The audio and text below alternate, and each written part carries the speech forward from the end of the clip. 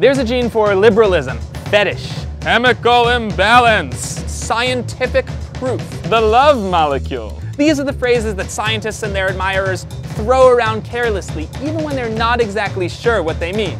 And that's a load of junk science. Fetish. When it comes to fetishes, there's really one simple rule. It does not count as a fetish unless it's a psychologically impairing sexual attraction to a non-genital body part that basically ruins or takes over your life. So no, you don't have a smartphone fetish or a coffee fetish or a video game fetish, unless you do.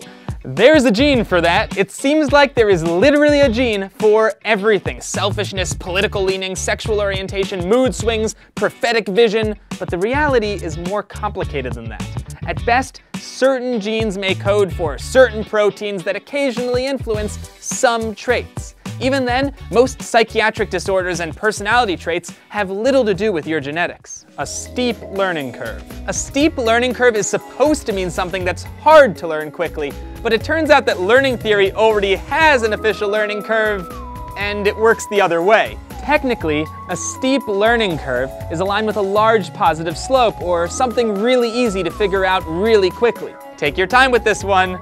There's a steep learning curve.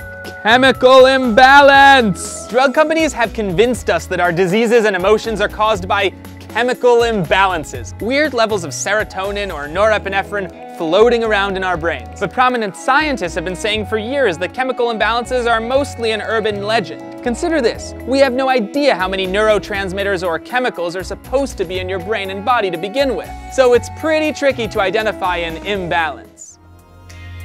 The love molecule.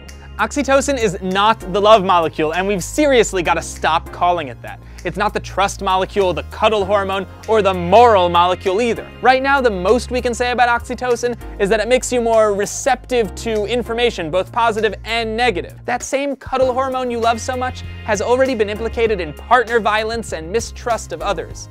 Molecules, like people, are complicated. Scientific proof.